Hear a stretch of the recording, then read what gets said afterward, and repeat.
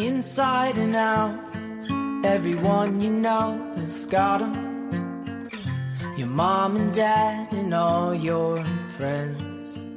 Enjoy your scars, scars, scars. Enjoy your scars. A note before we begin. In the days preceding the release of this episode of Bearing Scars, we learned another former Florida-based politician found himself in the headlines once again. This time, the former big city mayor and his political party's former gubernatorial nominee was arrested. As a former elected official myself, who also was in the headlines for missteps in life, I can truly empathize with this man who was once on a potential national trajectory, only to be derailed by his own doing. The typical response to a politician's downfall is so very often political in nature. Those who agreed with his politics too often hope the misdeeds of one won't affect the standing of others with his same belief. Thus, they shun him. Those who disagreed with his politics too often pounce online and claim the misdeeds of one is a clear reflection on all who share his beliefs. It is naive, I'm sure, but I hope we can understand the problems or addictions of one man or one woman are just that, their individual problem or addiction, even if it impacts those they love. Part of the reason we found Bearing Scars to be such an open and accepted venue for learning how to overcome our own self-inflicted mistakes is that we provide every guest with grace and forgiveness, and we allow them to tell their story without filters. This raw discussion format provides you, the listener, with a real understanding of the person behind the headline or behind the mistake. Some of our guests have been world-famous business leaders, politicians, community organizers, actors, athletes, mobsters, moms. Our premiere episode, His Second Chance, featured Desmond Meade, a man who went from a homeless drug addict to one of Time magazine's 100 most influential people in the world and a Nobel Peace Prize nominee. Our episode titled A Wrestler's Addiction covered the addiction and recovery story of WWE wrestler Matt Morgan. We aired an emotional episode titled Her Deadly Secret, where someone you know is a Chamber of Commerce president reveals for the first time the deadly consequences of her addiction. The Quiet Man introduced us to a former CEO of a garbage company who was molested for years as a child. 40 years after he thought the abuse had ended, his abuser returned. In Finding Her Voice, the actress we all remember as the voice of Sally in the Charlie Brown cartoons reveals her spiral and eventual peace. We met a former mafia enforcer in The Family Business.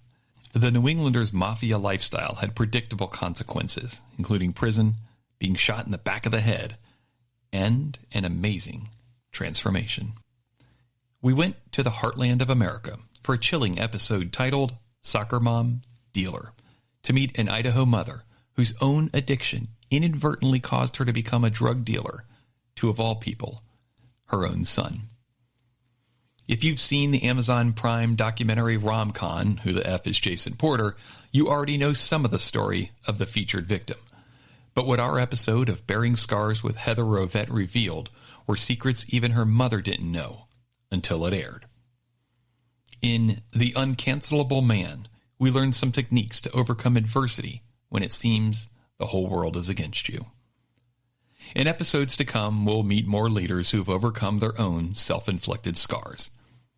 We've established a level of trust with our guests and our listeners, and I think you'll find these real-life stories inspiring. Please follow our show to continue listening and rate us on your podcast platform of choice. Today on Bearing Scars, we're continuing our discussion with the man whose scars derailed his life. Just a decade ago, Senator Jeff Clemens was on a political fast track in Florida as one of the highest-ranking Democratic senators in the third largest state in the nation. His work in economic development, social, medical, and community building saw Senator Clemens as a statewide leader on a potential national trajectory. In part one of this discussion, we learned Jeff is a natural communicator, but he is shy and he's a reserved communicator who always naturally let the others shine. He was in a band with a recording contract and CDs, but not up front as the lead singer. He was an award-winning journalist, but as a storyteller for others. He was an advocate for so many in his community, but often let others take the glory. Yet through his shyness, people saw a natural, humble leader, so they elected him to lead. In today's very raw discussion with Jeff Clemens here on Bearing Scars, we discover the scandal that rocked the state, Jeff's family, and unravel the life of a man who had up until then seemingly done everything right. We also learn how he's been since the scandal and how you can learn from his resilience routines. Now, part 2 of a very emotional and honest discussion with Jeff Clemens. Welcome back to Bearing Scars. We have just been through the meteoric rise of a man that, if you're writing a book, you seem to think you know how the story's going to end. But just like in life, there was a roadblock. There was something that Jeff did. He admits it, takes responsibility for it, and this is Bearing Scars. So we're going to talk a little bit about the scar that he has, what caused it, and what he's done since then. Jeff, what stopped your meteoric rise? My selfishness, to put it mildly. We talked earlier about, how I did enjoy the attention, the adulation. And frankly, my wife and I were not spending nearly enough time together. I was in Tallahassee. She was getting her PhD at the University of Miami. And we drifted a little bit apart, spending less time together than we should have been, and me not focusing on the things I should have been. And I drifted, and I had an affair. And you and Sheila were fairly newlyweds at the time, right? We had been married since 2013, so this would have been 2017. Yeah. And so 4 years into being a state senator, right? Things get carried away. Yeah. And how did it all happen? And what are you comfortable talking about? And, sure. And how? Yeah. So I had, as you talk about a meteoric rise, I had been elected to lead the Florida Senate Democrats in the 2018 term. As such, you take over running what we call Senate Victory, which is the campaign arm of the Senate Democrats. And so I was gone a lot. I was fundraising. I was doing all kinds of things, and met a woman whose company I enjoyed. We had a lot of things in common. We actually both went to the same college, and we started spending time together. And I did things that I shouldn't have done, and ended up hurting all the people I cared about. It was a very stupid and selfish thing to do on many fronts, and a thing that I hurt my wife, I hurt my kids, I hurt her, again it was selfishness, and so obviously that's a very personal thing, but because I had put myself out there as an elected official. And because I had made myself a target by becoming the future leader of the Senate Democrats and the person who ran their campaign arm, it was a big square bullseye on my back. We won a seat under my direction in part in Miami that we probably shouldn't have won. There was a great Republican candidate down there who was moderate, and we came in and beat him, right? And that took the Florida Senate back to 24-14, right? So in my time in the Senate, we'd gone from 28-12 up to 24-14. We were coming. We were making a difference, and we were not that far away. You were the quarterback of the team. Correct. Because as the person who was going to lead your campaigns for the 2018 election, you're the quarterback of the team. As we all know, the quarterback gets sacked. Yeah, they came after me. It was very personal. I mean, I take full responsibility for what I did. Again, it was just, I think there's a long lifetime history of myself for always looking for something better, and it took me until recently to realize that I had the better, and I didn't need to be always looking, right? But it was. I put myself out there and made it so that I gave them an opening, but they certainly steamrolled through it. And there were certain people they targeted, and I was number one because, we had just won that race that we shouldn't have won. And so they came after me hard. And, I resigned within 48 hours of the news coming out. And of course, today, in retrospect, looking back at it, a decade ago, an affair is not something that kills the career of a politician anymore, right. But it was important to me to do the right thing. A lot of people, don't, and their career is important to them. And mine was certainly important to me. But I remember, some of the things that were the worst, and the worst were obviously, having to tell my wife, but I told my kids individually, all three of them. Mm-hmm. One, unfortunately, I didn't get to tell until he found out about it separately. Oh. And that still, chokes me up till today. It was, I just felt so worthless, to have to tell him, and then to realize he was out with his girlfriend when it came up on his phone, and I wasn't there. Mm-hmm. So it was a terrible time. I had media knocking on my door, and I had kids at home. And of course, what many people don't know is that my wife, I had told her several months before that. Mm-hmm. So we were actually going through therapy and working through the problem and working through the issue. And I was trying to become a better person through therapy at that time that the news came out. So the news wasn't the shock to her. It was the public portion of it. And, what became really clear to me is that they weren't going to stop, and that I've got kids who are in high school. They're old enough to understand what's going on. The headlines, I just didn't want them to go through it any longer. And so I resigned, and I had a lot of people angry at me. I had people angry at me, obviously, for what I did, the selfishness that I acted with, and how I hurt all those people. I had people angry with me that I resigned. Mm-hmm. There are a lot of people that were very angry. Yes, you screwed up. Can we swear on your podcast? Yes. You fucked up. You fucked up, and I fucked up. But you shouldn't have resigned. You should have stayed. You're too important to what we're doing.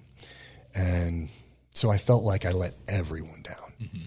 Everyone that voted for me, everyone in my life that I cared for at the time, and everyone that I didn't know that I was working on policy for to try to make their lives better.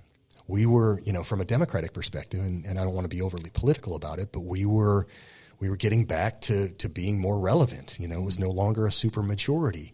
Ron DeSantis hadn't come along yet, and we thought we were on that upward trajectory. And I think maybe some of the Republicans felt that too. And so, I wasn't the only one that they attacked. There were others that they came after, but I still feel that sense of disappointment in myself and loss of what could have been today, 10 years later. Were there any of the folks from Lake Worth that you had helped with a pothole, or you had helped with some sort of very local issue that was following you? Any of them call you afterwards and say, wow? Fewer than you would think. I got a few letters. A couple of nice people wrote to me and, hey, we all go through tough times and make mistakes, and you've done good things for good people. But yeah, fewer than you would think. You almost become radioactive to a certain extent when you go through something like this. And, even more so than if you'd actually committed a crime, mm-hmm. right? You make a mistake, or you make mistakes. It's more than a mistake, obviously. I don't want to just minimalize it, but you do something bad. But I did hurt the people closest to me. But what's what's interesting about it is that I never lied in my public service. Mm-hmm. I never lied, in my work. I always tried to be honest with people, even when they didn't like what I was telling them politically. I did that in my personal life, but it destroyed my public life. And yeah, so fewer people than you would think were there. And that's a big part of going through this it's maybe a little different today, a decade later, maybe it's not, but back then you almost became, a castaway, and you were kind of shoved out, and all of a sudden it's just gone. That thing you've worked on for, a decade of your life or 15 years of your life to get there is gone. And as someone who really never I had friend groups, but never really had a best friend, there was nobody there really for me to lean on. And I've never been a person who really leaned on people. I'm big enough to handle all of this myself. Like, I don't need somebody else to help get me through these things. But yeah, when everything you've worked at and what you finally found was your life's purpose is just yanked away, it's weird and it's empty, and obviously it couldn't necessarily rely or lean on my best friend at the time, my wife. Because again, this is months after the affair ended. She's going through a lot, and I've got to be there for her, right? Because she's the one who was, most affected by this. So yeah, I had to set that aside. Whatever my thing was, I had to set aside to make sure that I was doing right for her and the kids. And you don't deal. So we did. We went through therapy, and it was awful and great, and awful and great. And I've tried, obviously, in the decade since to become a better person. But, that time was really difficult. I lost my purpose. I lost my income, which, nobody talks about as much when these things happen. But all of a sudden, nobody wants to hire you for anything. I've got bills to pay. I've got 3 kids getting ready to go to college. How am I going to pay for that? Right. What have I done? Like, what do I do? Like, it's so difficult. And one of the ironies is I spent so much time in the legislature working for people to have second chances. Right. And very few people, I shouldn't say nobody, very few people wanted to work for me to have one. That sets you back. It's the one thing you said you were great at, and they abandoned you when it was most convenient for them. Yeah, I mean, yes, that's true. Not everybody, but yes, there were a lot of members of my caucus I never heard from again, that I was supposed to lead. Never heard from again. Look, I get it. Like, everybody in politics is trying to cover their backside. So, I understand the wanting to distance themselves a little bit from me, but I wasn't looking for public defense. It would have been nice to get a personal call from a few more people that never called, that I thought I was pretty good friends with and had done things for. So that's the old adage: you kind of learn who your friends are. It's certainly true. In politics, you think you have a lot of friends, and you don't. Suddenly, your jokes aren't as funny. I mean, I'm always funny to myself, but in my own mind, it doesn't do me much good, right? You could use somebody there to help. You're trying to figure out how to go through it, and I couldn't be. I was the one who fucked up, so I couldn't be. Woe is me. Like, I had to be there for my family and act as if, I was good. And you're not. The one person who was most impacted by you having an affair is the one person who stuck by you more than anybody else. Yeah, you're right. I mean, what a move that is, right? And didn't have to. We went to therapy, and we talked about this, and one of the good things our therapist said is, there's no prescription. It doesn't have to be a certain way. The thought is, somebody did something they shouldn't have, in this case, an affair, and you've now got to leave them, statistically, and this is not an excuse for behavior, but statistically, some 30% of people admit to having an affair. So it's not rare. It's not a rare thing. So it's a challenge. It's a challenge. When you knew this was about to come out, not when just within your family, but when you knew the story was about to come out, I'm sure that there were some political advisors that told you, deny, deny, deny. one thing that you did as soon as this happened was you accepted responsibility and you accepted the punishment. It was a self-inflicted punishment because you did not have to resign. You chose to resign. What was your thought process behind accepting and creating your own punishment? Oh, wow. Yeah. So I guess I didn't think about it that way. I told you earlier, I'd always been honest with my constituents in my public work, right? And I took that very seriously. And, you know, I decided I needed to be honest with everybody. I certainly did have colleagues call me and say, don't resign. You know, that this too shall pass. And they're probably right. Right here we are in 2026. It doesn't seem as big of a deal maybe as it did at the time. I don't know. But I felt like it was going to be something that was going to be held over my head for a long time politically. And what was most important to me at that time is that the people that I had hurt had a chance to heal and get away from it. Mm-hmm. And if I denied and elongated and prevaricated this whole thing, that I was going to be continuing to hurt them. And so I guess that was also at the forefront of my mind. But you moved forward. Not immediately. Yeah. It took some time. How long did the impact of the resignation, beyond just the financial impact, but the emotional, the overall, how long did that impact really hit you and stay with you? I mean, it still stays with me today. I wake up at night angry at myself, still a decade later, you know, angry at what I screwed up. And when I get that in my mind, it's hard for me to get it out of it. But I was unemployed for a good 5 months. You know, it was tough finding a job. I was lucky to be able to find something. And, you know, at least with the income coming in, you feel like half a person. Mm-hmm. You know, I've got income. I know, okay, I think I'm going to be able to pay for my kids' education now. I can pay my bills. So that helps, right? Having employment. I mean, all of us, I think, feel more useful when we're working. It wasn't a job I particularly was great at or that I, you know, loved, but it was a job and it allowed me to pay the bills.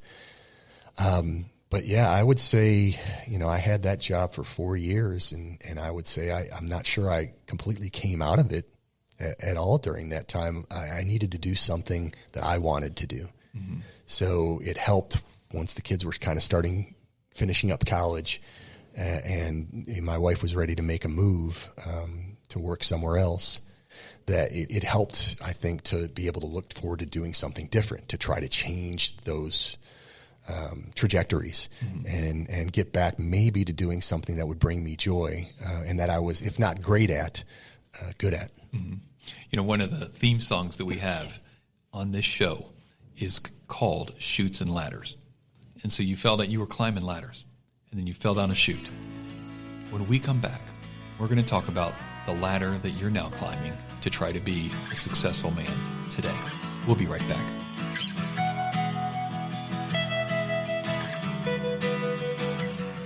Today's episode of Bearing Scars is sponsored by the Churchill Strategy Group.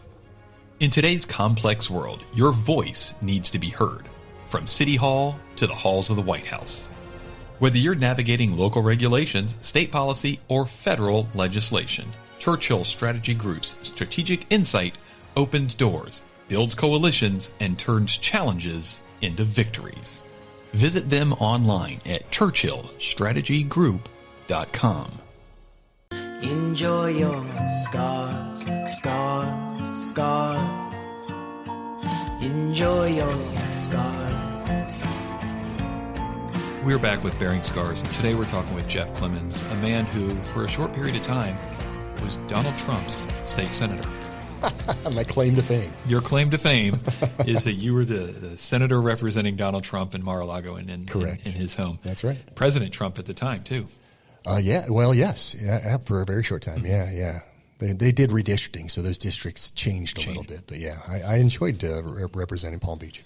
Did President Trump ever call you as a state senator say, hey, can you go ahead and make sure this passes? No, I don't think he needed much from his state legislator, unfortunately. You know, Palm Beach County is represented by a lot of Democrats. So, yeah. That's true. He's So, Jeff, you had to rebound. You rebounded with a bridge job that you had for 4 years, and then you decided you needed to wipe your feet, get off, and start something new. What have you started to do recently? So my wife took a job as a professor at the University of Kentucky. We decided to move and get out of Florida and just kind of change our stars a little bit. And she's really good at what she does. She got an offer from several different places, but we chose to come here. And in the first year where we were here, I spent the first half of it remodeling my house, a very zen type of activity where you'd have nothing to do but do the work and think. But I realized that I think I needed to find something that would find me some joy. And it was going to actually take her help as well, because it probably wasn't going to pay nearly as well as I would have liked it to. I went back out on the road and working for bands on tours. And it was a great experience. Just being out there around music and around people who loved music every day. And I worked as a drum tech. I worked as a tour manager. Just being, playing some really iconic spots, doing Red Rocks, doing shows at Austin City Limits, the YouTube Theater in LA, just some really iconic spots, traveling the country with musicians. So, again, not the most lucrative job in the world, but yeah, certainly something that will heal your soul and make you happy about what it is you do on a daily basis. To be honest, though, it took a hell of a lot of cooperation from my wife being gone all the time. What a challenge when you've had this experience that we had, and went through what we went through, and now I'm going to be gone on the road, with a bunch of rock and roll musicians. The amount of trust she must have placed in you with that. It was a tough discussion, but I was able to go, and it really has kind of changed my trajectory. So I spent a lot of time on the road, seeing, almost every state in America. I haven't been to Montana yet. There's time. But it led to the job I have right now that I just started in January, and that'll keep me home more often. I'm going to be running a brand new 4,000-seat outdoor music amphitheater here in Kentucky at the home of Chenault Vineyards outside of Richmond, Kentucky. Brand new facility, so I'm helping to put it together, and we're supposed to start shows later in 2026. Running concerts, a large amphitheater, I've seen it, and you're once again, this is something that I don't know if you recognize this or not, but from childhood, through college, through your early career, through being an elected official, to today, you're helping other people to shine, because you're helping these bands to shine, and you're giving people a smile on their face. I don't know if you've ever had the privilege of standing kind of at side stage or on stage and looking out over a few thousand people just having the time of their lives. It's awesome. It really makes you feel like, yeah, we did something today to make these people happy. I love music. I've always, been a big music guy. I love music my whole life. So, being back in that space is great, and, lucky enough to be in charge of something again, and so, how lucky am I to be in a beautiful state, where I get to do something that I enjoy, going into work every day and get to see some of the world's best musicians play, from side stage. It could have been a lot worse after what I went through. So, have you found peace? No, I wish I could say I have. I don't know how that question goes with everybody else who does. First time I've asked. Yeah. Who does the podcast. No, I don't know that I ever will. I mean, I have an overactive mind.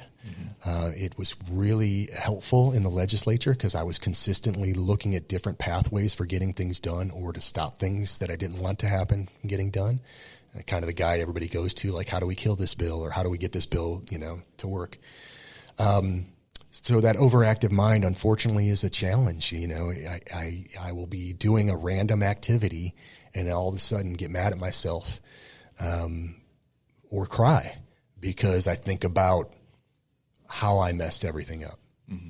And, it's been a decade. I don't think I ever let my wife see those, or when I just out of the blue say, damn it, or something, she asks what, I'll make something up and tell her it's something different. So if she's listening, I guess she knows now, but it's usually me thinking, oh, I can't believe I did that. Right. I can't believe I treated people so poorly, and messed up my opportunity to do great things. When people are talking about you running for governor, and I don't think I ever would have, but when you're the second or third highest ranked Democrat in the state of Florida, they talk about those things, and to go from that to just nothing.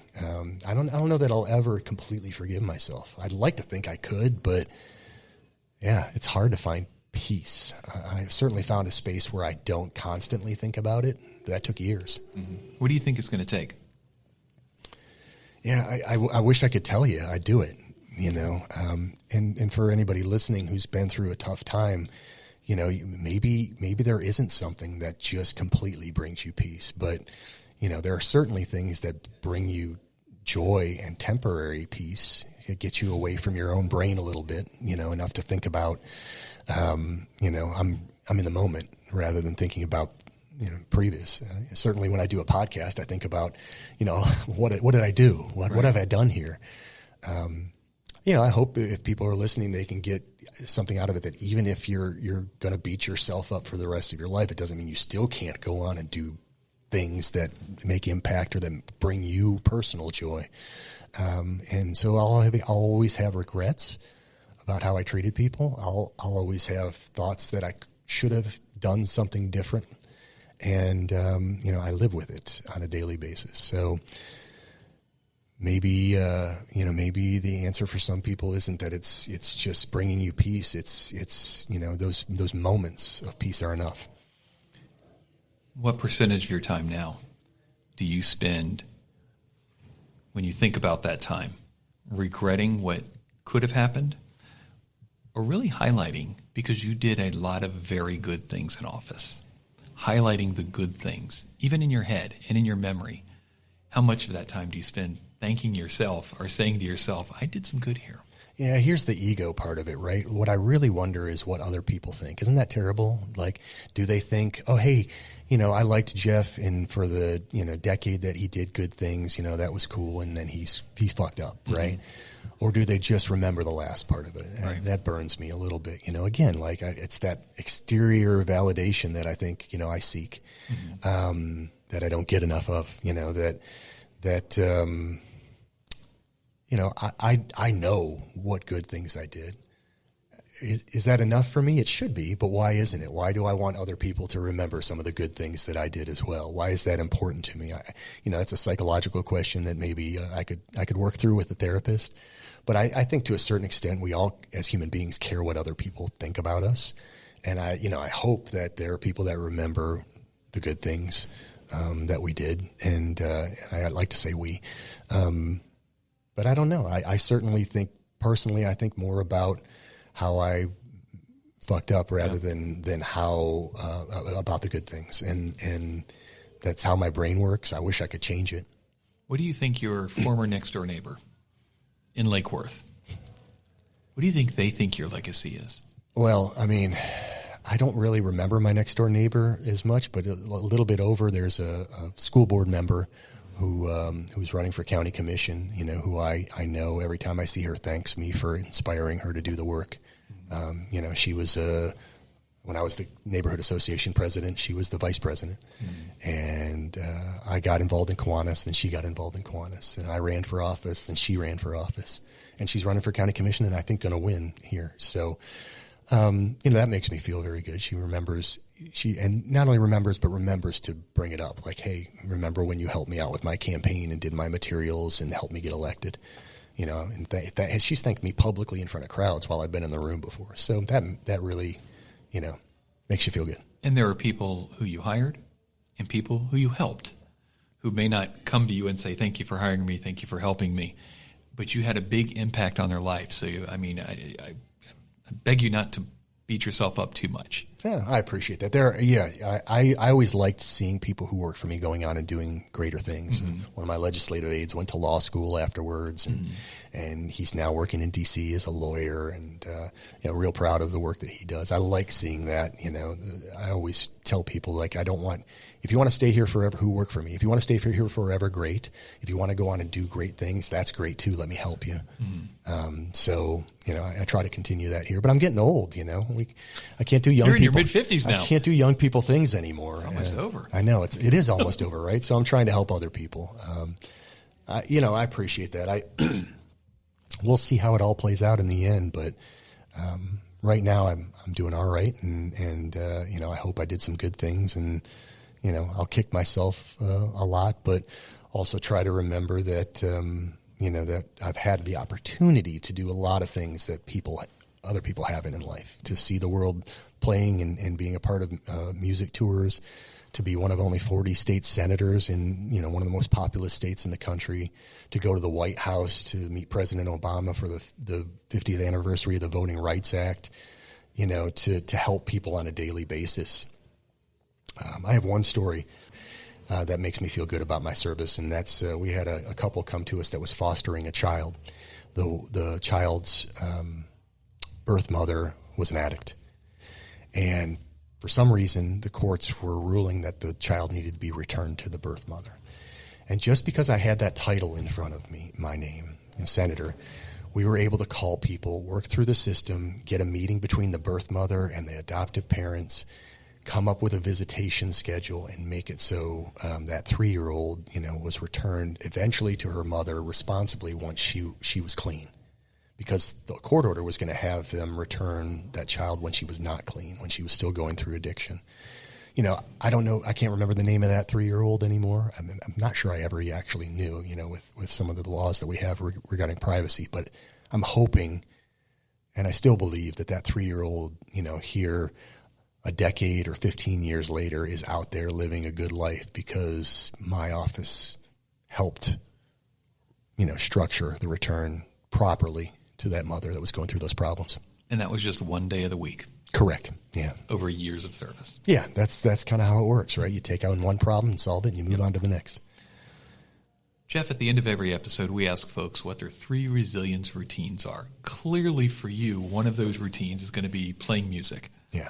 And these are things that you do that when times are tough, when you're in your head thinking about things that you don't want to be thinking about, music is one of them. What are some of the other things that you do that helps you to kind of relax and get to Jeff? Yeah, music was huge, right? I was still playing in a couple of bands, and I even continued to do that even throughout, the troubles that I had. I think I had to, it was a release.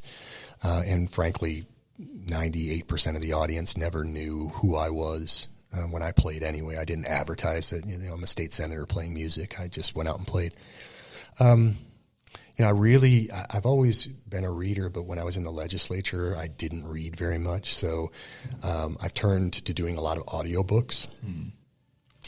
So I do that a lot. For a while,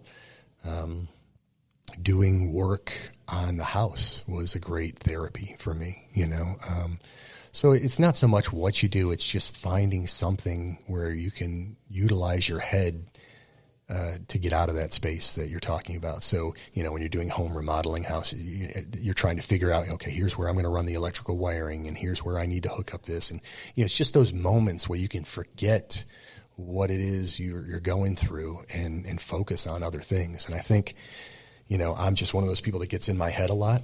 So when I'm not active, when I'm not doing something, is when those worst times are. Which is why when I'm laying in bed at night is when I tend to have an exclamation. So whatever your thing is, it's about finding something that takes your headspace away from dwelling. It doesn't do you any good to dwell. You're not going to fix the problem of the past. Again, with my overactive head, I'm still going through it to a certain extent at times, but I find more and more that I'm able to get elsewhere just by focusing on whatever the problem of the day. And I do consider myself a problem solver, so I enjoy doing that. The one problem I can't solve is, how I fucked up my legislative career. Last question. If Sheila's listening to this, and I hope she is, what do you want her to take away from it? Oh, man. That's she was never really that involved in my legislative career. She had her career and I had mine. So she doesn't, she's not the person that gets overly emotional about stuff. But no, I have nothing but respect and admiration and a whole lot of thanks that she stuck with it. I know a lot of people wouldn't, and I get why people wouldn't. But I also think that, we give up a lot too early in a lot of aspects of our life, and including relationships. And one of the things we found during therapy is just that, we had a lot to not give up for, if that's a way of turning a phrase. You could tell I was a journalist. And so, we've tried to find some of those things. There's still hard times. I hope at the very least that, we've done enough to be able to put it in our past to a large extent, if not permanently, and enjoy the things that we've been able to. We like the same kind of music. We like to travel. She likes hiking, and I go along. So, hopefully we're thankful that we've been able to continue to raise the kids, get them through college, and enjoy doing things that we both like to do. Stay tuned. My thoughts on our discussion with Jeff are coming up in the segment we call Scar Tissue. When a person calls 988, they're connected to a crisis counselor. A caller can expect to talk about coping skills, talk about resources, and ways to move forward beyond the call. They can call us, they can chat, they can text, and when they come out on the other side, they're feeling better. Call or text 988 or chat 988lifeline.org. Enjoy your scars, scars, scars. Enjoy your scars. One of the hallmarks of this program is how honest our guests are with telling their stories. And like we discussed in the opening of this episode, too often the headlines dominate their narrative. There's a real human story behind our guests. Jeff Clemens is no exception. In the opening, I mentioned the words grace and forgiveness. He has earned both, and he deserves to recognize both have been given to him by others. But I think the world has perhaps provided Jeff with a greater degree of grace and forgiveness than he has given himself. Those who've made mistakes in life need to learn to forgive themselves. It is hard, especially when you see the impact on those whom you love. And while taking the burden can sometimes be seen as a natural trait of good men and women, I hope Jeff realizes his future continues to be bright, and it's not defined by the one dark period of his past. And yet, Jeff lived in a political world, and it's hard sometimes in politics to not be defensive of what others might think of you for providing grace to a man or woman overcoming their darkest days. After my own scandal, it was men like Jeff who let me know that grace was essential. But we'll discuss my story on another episode.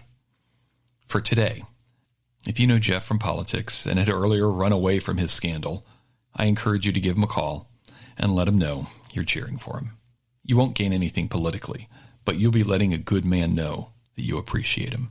If you don't have his contact info, it's on our website at bearingscars.com. If you just met Jeff through our discussion here, I'm sure he'd appreciate any kind words of encouragement. You know who else would appreciate kind words of encouragement? Any members of your family or friend group who have done something in their past and aren't sure if you've forgiven them. Overcoming mistakes is hard. Forgiveness is easy. Pick up the phone. Get on your computer. Call, text, or email someone you think deserves grace and forgiveness. Because we're all bearing scars, but we're all still alive, and we're all moving forward.